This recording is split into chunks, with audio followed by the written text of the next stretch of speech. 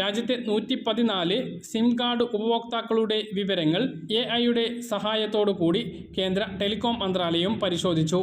ഇതിൽ 21 ലക്ഷം സിം കാർഡുകൾ വ്യാജ രേഖകൾ ഉപയോഗിച്ച് എടുത്തിട്ടുള്ളതാണ് എന്ന് കണ്ടെത്തിയിട്ടുണ്ട്. ഇത് പുനഃപരിശോധനയ്ക്ക് ശേഷം വ്യാജ സിം കാർഡുകളെല്ലാം റദ്ദാക്കാനാണ് ഇപ്പോൾ തീരുമാനിച്ചിട്ടുള്ളത്. നിലവിൽ ഒരാൾക്ക് 9 സിം കാർഡുകളാണ് ഉപയോഗിക്കാനാകുക. വ്യാജ സിം കാർഡ് റാക്കറ്റ് ശക്തമായതിനാൽ രാജ്യത്തെ 21 ലക്ഷം സിം കാർഡുകൾ റദ്ദാക്കാൻ തീരുമാനിച്ചിരിക്കുകയാണ്. വ്യാജ തിരിച്ചറിയൽ രേഖകൾ ഉപയോഗിച്ച് എടുത്ത സിം കാർഡുകൾ ആണിപ്പോൾ റദ്ദാക്കുന്നത്. മറ്റുള്ളവരുടെ തിരിച്ചറിയൽ രേഖ നൽകി എടുത്തിട്ടുള്ള സിം കാർഡ് നിങ്ങൾ ഉപയോഗിക്കുന്നുണ്ട് എങ്കിൽ അത്തരം സിം കാർഡുകളും ഇതിൽ ഉൾപ്പെടും. സിം കാർഡ് ഉപഭോക്താക്കൾ ID പ്രൂഫായി നൽകിയിരിക്കുന്ന രേഖകൾ പുനഃപരിശോധിക്കാൻ സിം കാർഡ് കമ്പനികൾക്ക് കേന്ദ്രം നിർദ്ദേശം നൽകിയിട്ടുണ്ട്.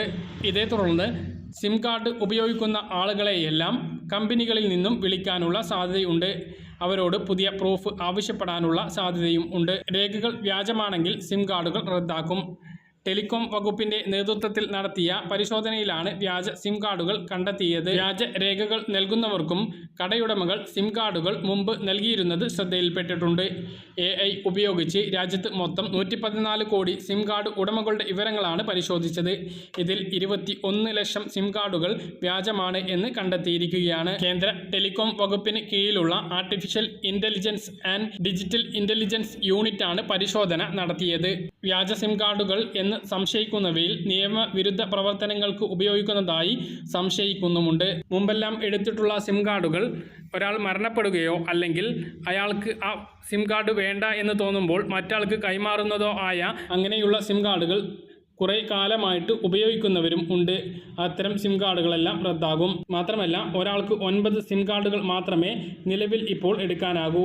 എന്നാൽ രാജ്യത്ത് പലരുടെയും പേരിൽ ഇതിൽ കൂടുതൽ സിം കാർഡുകൾ ഉപയോഗിക്കുന്നുണ്ട് എന്നാണ് ഇപ്പോൾ കണ്ടെത്തിയിട്ടുള്ളത്. ഇതും പരിശോധിക്കും. അതുപോലെ പുതിയ സിം കാർഡ് എടുക്കുന്ന ആളുകളുടെ KYC വിവരങ്ങളും കർശനമാക്കിയിട്ടുണ്ട്.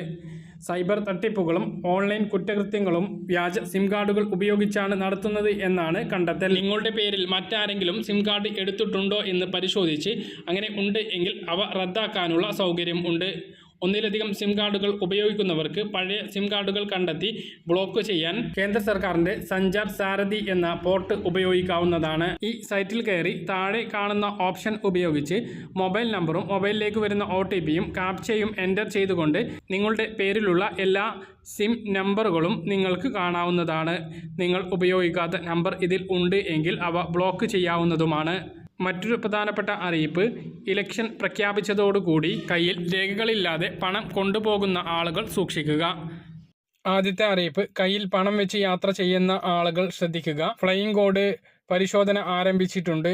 രേഖകളില്ലാതെ കൈവശം സൂക്ഷിച്ച 5 ലക്ഷം രൂപ കോട്ടക്കൽ നിയോജക മണ്ഡലം ഫ്ലെയിം സ്ക്വാഡ് പിടിച്ചെടുത്തിട്ടുണ്ട്. സ്ക്വാഡ് തലവൻ ബിജുവിന്റെ നേതൃത്വത്തിലുള്ള സംഘമാണ് വാഹന പരിശോധനയ്ക്കിടെ തുക പിടിച്ചെടുത്തിട്ടുള്ളത്. സുതാര്യമായ തെരഞ്ഞെടുപ്പ് ഉറപ്പാക്കുന്നതിനായി മലപ്പുറം ജില്ലയിൽ 3 ഷിഫ്റ്റുകളിലായി 48 ഫ്ലെയിം സ്ക്വാഡുകളാണ് പ്രവർത്തിക്കുന്നത്. പല സാഹചര്യത്തിലും വലിയ തുകകൾ നമ്മുടെ കയ്യിൽ വരാറുണ്ട്. നമ്മളാരും അത്ര കാര്യമായിട്ട് എടുക്കാതെ ഇത് കൈവശം വെച്ച് യാത്ര ചെയ്യാറുണ്ട്. അങ്ങനെയുള്ള ആളുകൾ ശ്രദ്ധിക്കുക. നിങ്ങളുടെ വാഹനം വിറ്റതോ അല്ലെങ്കിൽ വസ്തു വിറ്റതോ അല്ലെങ്കിൽ നിങ്ങളുടെ കന്നുകാലികളുടെ കച്ചവടം ചെയ്തതോ ആയ തുകകളായാൽ പോലും നിങ്ങൾക്ക് കൃത്യമായ രേഖകൾ ഹാജരാക്കാൻ കഴിഞ്ഞിട്ടില്ല എങ്കിൽ ഈ തുകകൾ സ്ക്വാഡ് കൊണ്ടുപോകും.